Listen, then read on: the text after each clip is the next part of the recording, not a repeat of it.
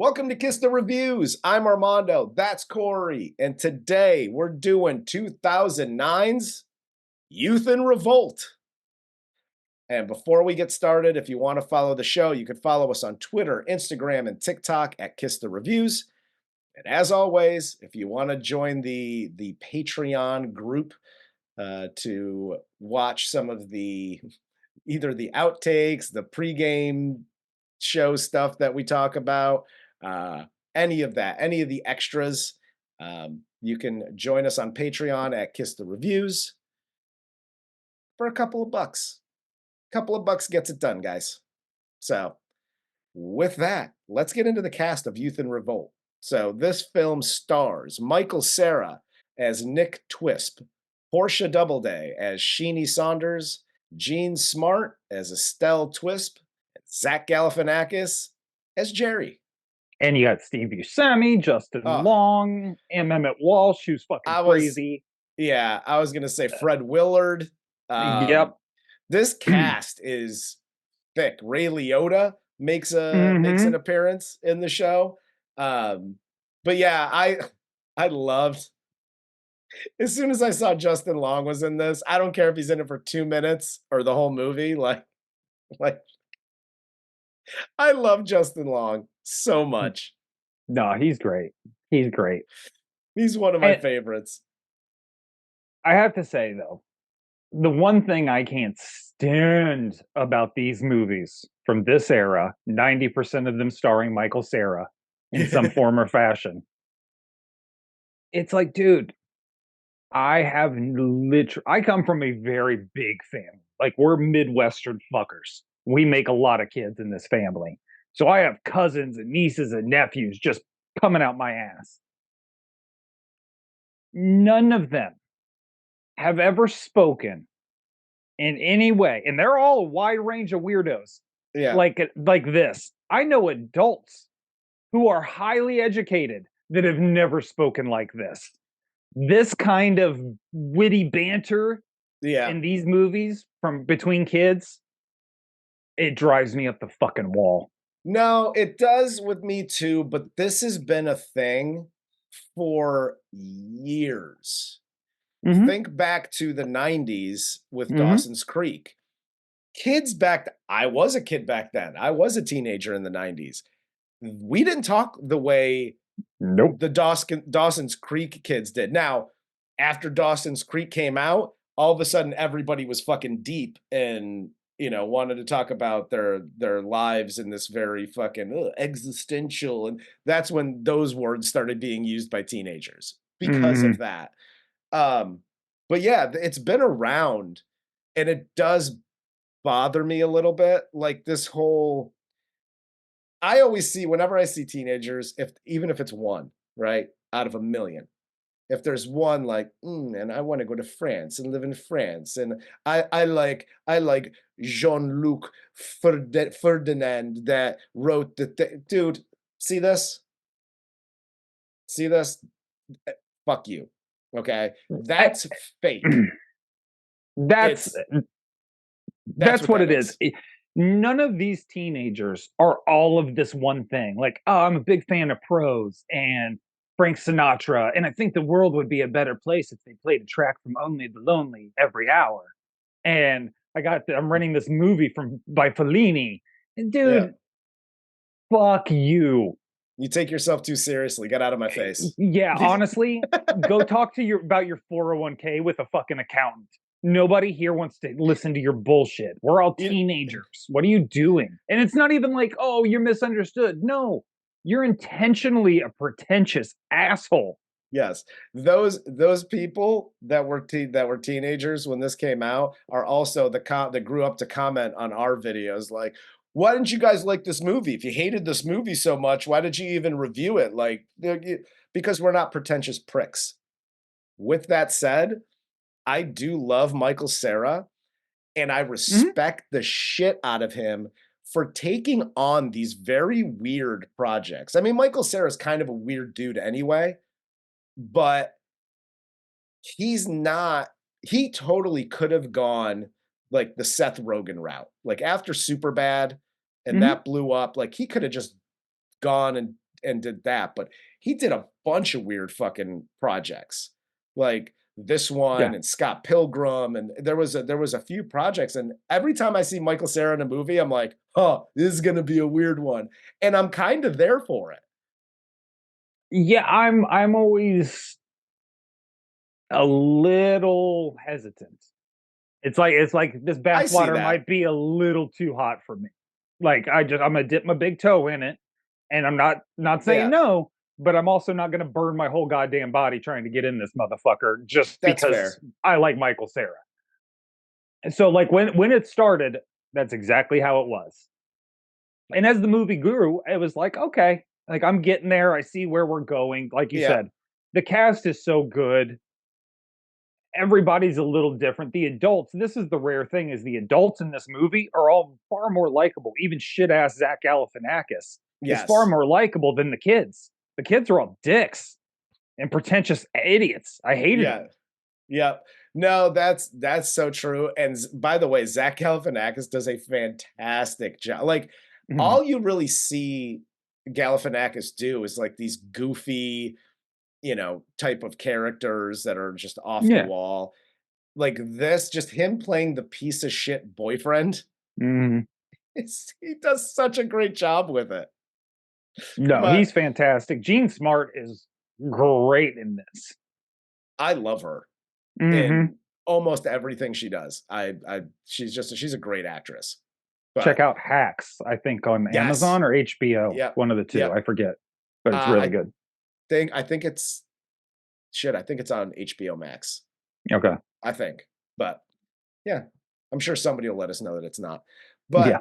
But let's get into this one. So the movie opens with Nick masturbating and giving his narration about his virginity, all of the people in his life, and how fucked up his whole life is. And this is where we get into the Zach Galifianakis character, who is just this piece of shit who's dating Nick's mom. He sells this beat up car to like a Navy shipman that that Mm. are like it breaks down. They show up to kick his ass, and he's not there. So to escape getting his ass kicked, Jerry decides, "Hey, we're gonna take the family and we're gonna go on this little vacation to a cabin." But when they get there, it's this old beat up fucking dirt stained trailer. It's It so basically gross. it looks like the trailer in 8 Mile that Eminem grew up in. Dude, and I'll be straight up with you. If you're like, oh, we're going to go on vacation and we pull into a trailer park, it may as well be a haunted house because the answer is always going to be the same. Nope. I'm out. Yes, Not doing this shit. You must be fucking absolutely. crazy. A trailer Yep, park? Do you know what kind of fucking people live in a fucking trailer park? Not me. I do. I do. Unfortunately, I know the type of people that live in a trailer park. I think people call them undesirables. Hillary called them deplorable, I think. You were correct. I call them undesirables. That's my spin on it. But while staying at the trailer, Nick meets this girl named Sheeni, and he's immediately smitten. They start Mm. hanging out together. They're making out every day. But then Nick has to leave. And he says he wants to live closer to her. So they concoct this whole fucking fakakta plan where he's like, she said, "Well, I'll get your dad a job." And how is she, they're like 16. And I was like, how is she getting her dad a job? But apparently she calls her like boyfriend's dad or whatever the fuck. So she gets his dad a job, and he has to be a real bad boy to get kicked out of his mom's house so he can go live with his dad who's closer to her. Yeah. And I love this little personality he invents. Oh, Francois, Yes. fucking great. Because he's got to get out because he's the rule follower. He's a Well, nice yeah, kid. everybody, even if you haven't named it, you have one. Oh yeah. Like, You, Eminem has Slim Shady. I have Poncho. You're just Armando all the time. You don't need an alter ego because, like, your alter ego's name is like Ned, and you're a super nice guy. That devil has built a house right here, right on my shoulder. Yeah. That's it's indistinguishable between the two. I'm just that same guy all the time. He took out a 30-year balloon mortgage and he's just stuck. Is it possible this story is true? Yes, it is. So after Nick creates the alter ego Francois, and I like that it's Francois Dillinger, he can do all the bad shit that he needs to do, and Francois just kind of takes over. This is like nerdy Fight Club. So he's trying to get kicked out. His mom's boyfriend Jerry dies of a heart attack. So this is where we enter Officer Ray Liotta into the picture. So now Nick's trying to get kicked out of his mom's house. So he's just doing like little bad shit to start. He's like cutting her bras and throwing her shit in the toilet. And then he steals Jerry's Lincoln with the shitty trailer attached. And he crashes it and he's got gas. He's just going to go blow it up in a field somewhere. But he ends up crashing it into like a cafe. The whole fucking thing explodes. He causes like $5 million in damage. And Ray Liotta, who came over to tell his mom that like Jerry had died, is now banging his mom. Mm-hmm. And he does what cops do. And he's like, hey, let's get him the fuck out of here. Send him to his dad's. I'll cover for him. As long as I'm banging you, I'll cover for the kid. Yeah, scumbag. Piece of shit. I love Ray Liotta so much. I miss him. I want him in every movie because he plays these types of roles so well. Oh, and this basically was what he was playing in the later years. Towards the end was like, oh, I'm this person and you're a female that needs something from me. Yes. I guess we're going to fuck until you don't need it anymore. Like, that's just who he played. But yeah, he does this really well here. I love where he thinks he's like, oh, we got to hide the kid and I'll do it. Don't worry about it. And decides he's going to beat Michael Cera, and Michael Cera turns into Francois. He's like, oh, y'all done so back good there, big man? It's so great. It's so dope. It's so good.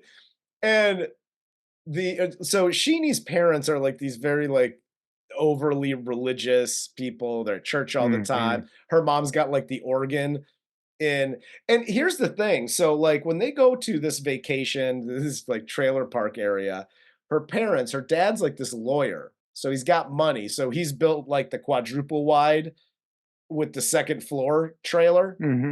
But they live there all the time. Like this is like one of those like vacation spots that like you pull your trailer in, you stay for a week and then you get the fuck out. But apparently they're permanent residents. Yeah, he seems to be doing like a little mixed bag of Christing. Yes. Because he's like, I'm gonna live poor, but like really nice poor. Yes. You know what I mean? And I'm gonna be a lawyer, but I'll only defend the whites because that's what Christians say. But this is probably one of my favorite parts. He calls Sheenie and tells her on the phone, like, hey, did you see that thing on the news? I basically exploded downtown Berkeley and I'm on the run. So I'm going to go live with my dad. And her mom overhears the conversation on the phone. So her parents hate this kid immediately. They think he's, the dick devil, which he is, but they think he's the devil.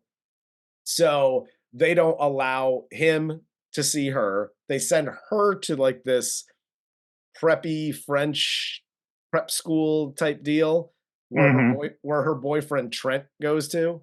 He just transferred to there to basically follow her. Yes.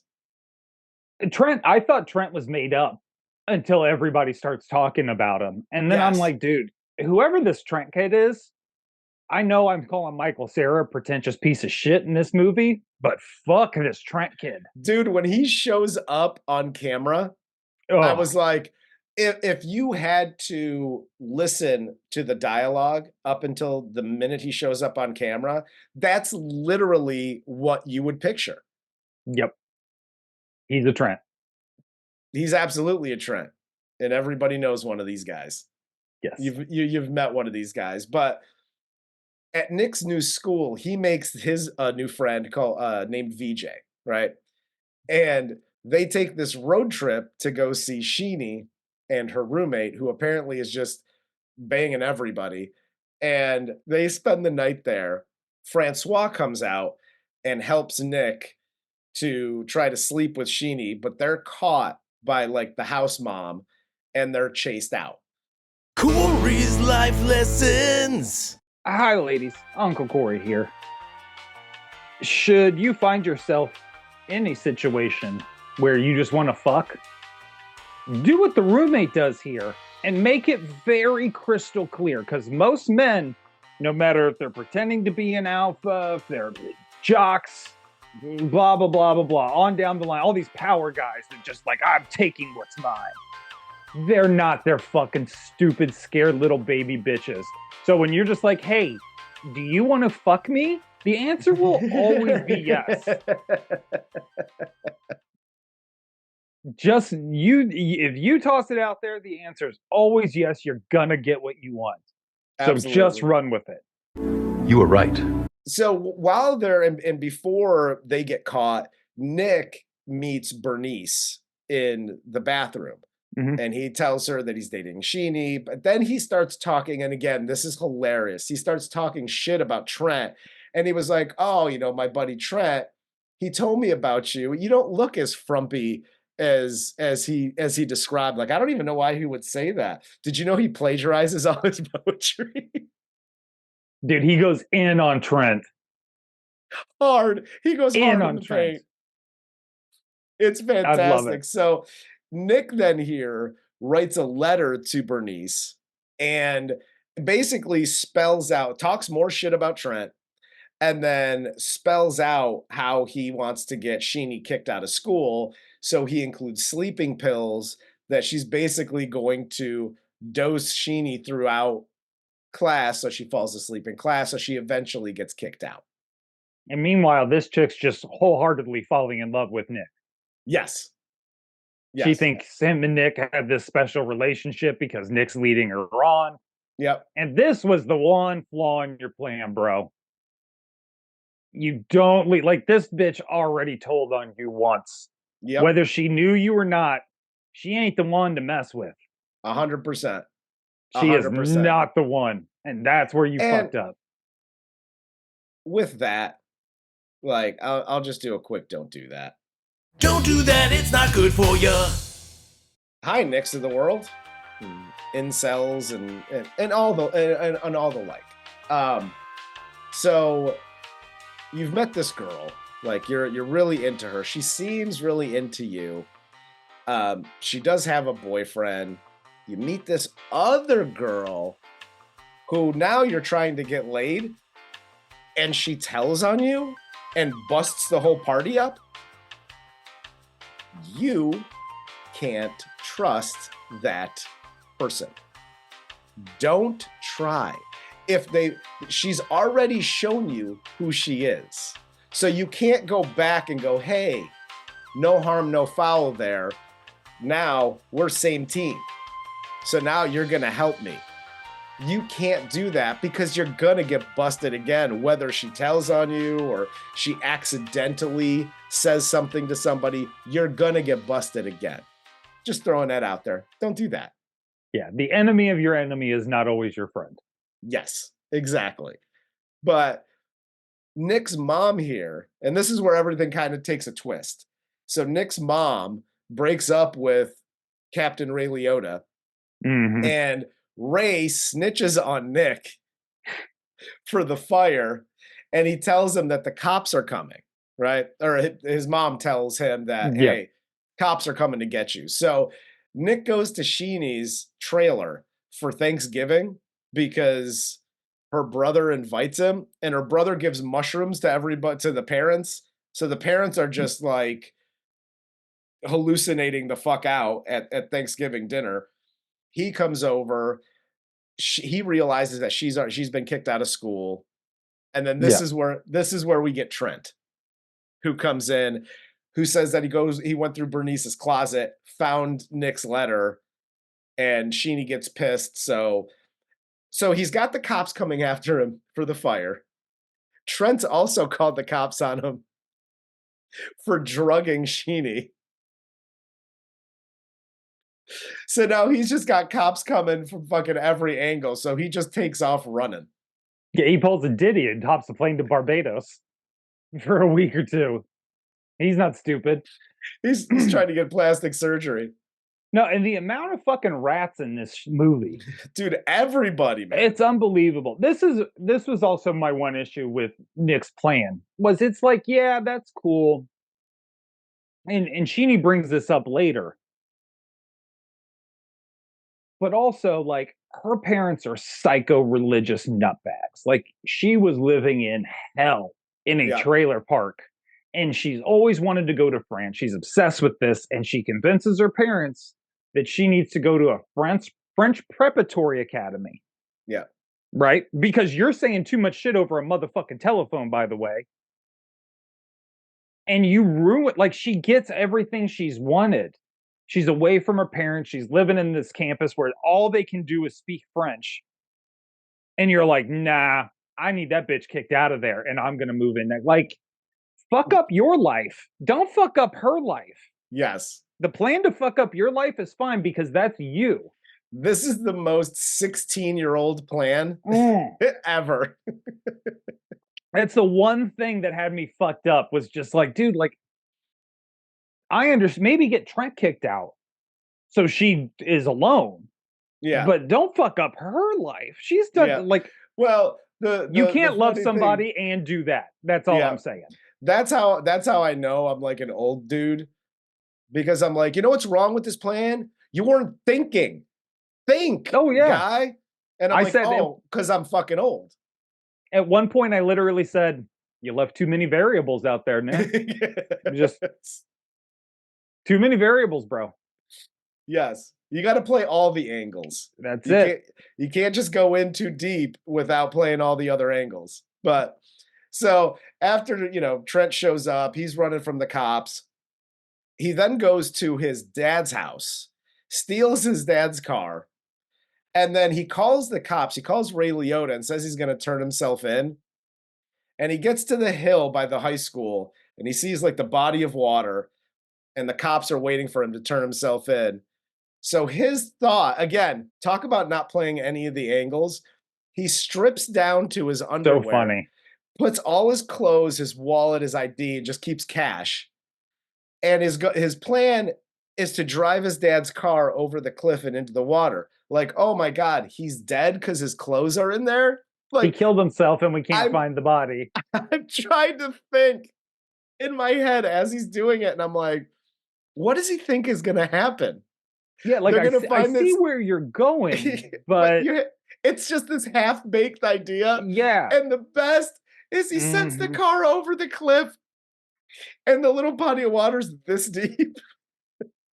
The car literally just lands and sputters. The engine sputters to a stop. And the best, because they pan over to the cops, and the cops just like look at it, and then they look up at the cliff, and he's just there in his underwear, just like looking over, and then he just like takes off and runs away. It's so funny. Like, this scene so funny. Was fucking great. I loved this scene. But he then dresses as a woman to go see Sheeni at her house. Mm-hmm. Her mom lets him in. He goes upstairs. They have makeup sex because she forgives him. And they're caught by Trent, who comes bursting in the door. He brought the cops with him. And Nick gets arrested and taken away. And the movie ends here as he's getting put into the cop car and he's doing the narration and, how Sheeni's the perfect one for him and all of that stuff. But at the end of this movie, we get to him, which I actually like that this is how it ended. It ended with him getting arrested. Oh, yeah. And when I got to the end and I see credits roll, and I'm like, this is such a very Michael Cera movie. And, but again, to your point from earlier, it could go one of two ways. It could be like this really weird kind of like, oh, like what the fuck is going on, but in a good way, or it can go the complete opposite way. Because I've seen movies like this, not necessarily Michael Cera movies, but movies that are like this that are weird, that go this other way, and you're like, dude, what the fuck did I just watch at the end? But I really, really like this one, and I don't remember ever seeing this before. No, this was my first time seeing it as well. And I have to say, like, Michael Cera and whoever directed Michael Cera in this movie did a really good job at keeping him in his lane Yes. and not letting it be too big or too boisterous. Because Michael Cera is best when he's kind of that meek, Yes, kind of 100%. nerdy, a little hunched over kind of guy, you know, who can do the quick lines. I did love where he gets in the fight with Trent and actually wins. That was pretty dope. Yeah. Because fuck Trent. I wanted to punch him, let alone kick him. I like what he said about I forget the line, but he says the thing about his sweater. He's like, why don't you take your nice little sweater and whatever the fuck he says. Like that, just that line made me laugh. Trent, I don't want to hurt you. No, I'll only ask once that you and your adorable sweater step away from the door. I like the whole movie. My favorite scene in the whole movie, though, is, and this is just great advice for any of you youngsters trying to hit some skins, if you still say that. I don't think anybody says that. When you need to get hit, young bloods. No, what? My favorite scene is when Michael Cera tries the first time to get in bed with Sheeni at school. Yeah. And she's like, yeah, no, there are other people here. And then he sees his roommate or his buddy banging out at the roommate. Yes. And so he goes back and Francois takes over. Yeah. And he's just like, I want to fucking wrap your legs around my head and fucking blah, blah, blah, blah. All that shit was so fucking dope and smooth. I'm like, yeah, boy. You tell him what you want to do. That's how, not what you're going to do, maybe, but what you want to do. Yes. That's how you get some minds changed. There you go. You don't need Zimas and Smirnoff Ice, baby. You need a silver tongue. Hell yes. Again, I really like this movie. And it is just littered with incredible actors and actresses. Like, oh yeah, Portia Doubleday is good. Michael Cera, Jean Smart, Galifianakis, Steve Buscemi as his dad. Mm-hmm. Even the guy that played Trent.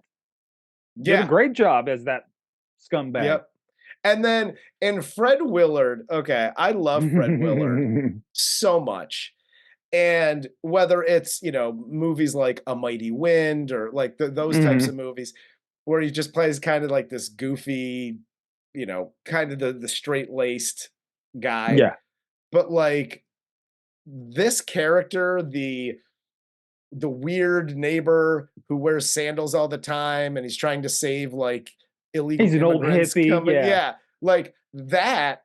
I believe from all the interviews and people who have talked about him, like, I believe that's who he really is. Oh, yeah. I could totally see him just naked on the floor on shrooms as a worm. Yes. While Justin Long is playing a tuba poorly. Like, I see all of this happening.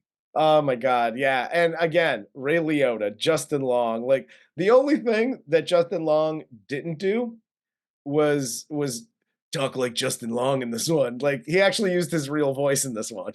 Mm-hmm. But I mean, other than that, dude, I love this movie top to bottom. It was just weird enough that it didn't take me out of the movie. Yeah. You know what I mean?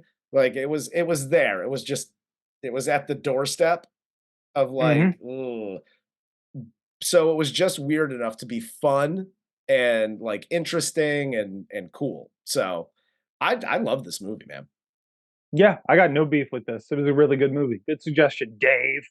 There you go, Dave. Dave, our Patreon subscriber, Dave. So that was Youth in Revolt 2009.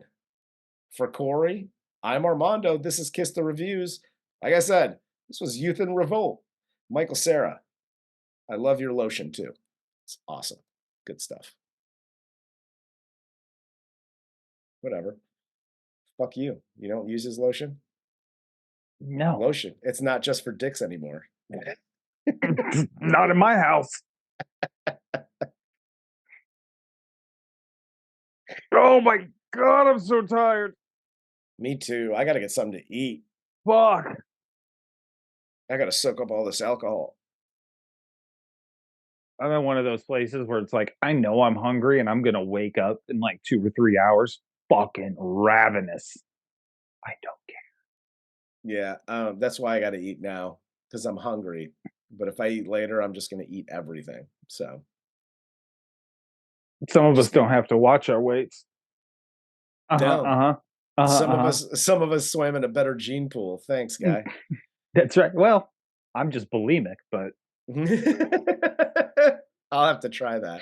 yeah, throwing up's easy, man. That's the shit. I'm gonna try that for sure. For sure. I just want to get abs. Will throwing up help me get abs? It will. It will. And this is the best part about throwing up. There are no adverse health risks. Oh, okay. It's Awesome. totally healthy. Dig that.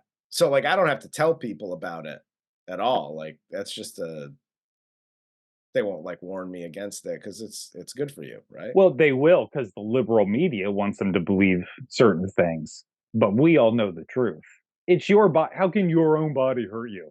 Well, that's what I mean. I mean, like I'll do my own research, but I'm Yeah. pretty sure it's healthy for you. I'm Plus- sure you already did the research and you're saying it's fine. Yeah, I've been doing 20 years of research. Well, there you go. It works. There you go. That's all the research I need. It works. Oh, More like shit. this. It works. I burn a hole in my esophagus with stomach acid. These aren't even my real teeth. These are fucking dentures. I love I it. used to have a YouTube show, but I became bulimic. Oh shit. All right, dude. Well, you have a great rest of your day, buddy. You do the same, guy. All right. You're way too cool Francois. for me. Francois, bro. You're way too cool for me. Just don't grow that pencil mustache. I almost drew one on for this show because there were a shocking lack of comparisons to me and Michael Cera, which I appreciated. But You know what? I wasn't gonna go there. I went there a couple shows ago, and I thought it might be some low hanging fruit, but I wasn't mad that it didn't come up. But I almost wore the outfit. I almost went full Francois and wore it was like sunglasses. It like drew a little mustache on and wore the blue shirt. Yeah, it's not that kind of party, guy. Nope. I can't go there every time. Nah, too easy. Exactly. Too easy. The only one you can go to there every time is Diddy. That dude, every time. That shit's funny every time. Don't give a fuck. Every time. Freaky fuck. All right, brother. All right, man. we'll end on Diddy. All right. All right, brother. You have a good day, Later. sir. I think you got to finish on Diddy. I know. Gross.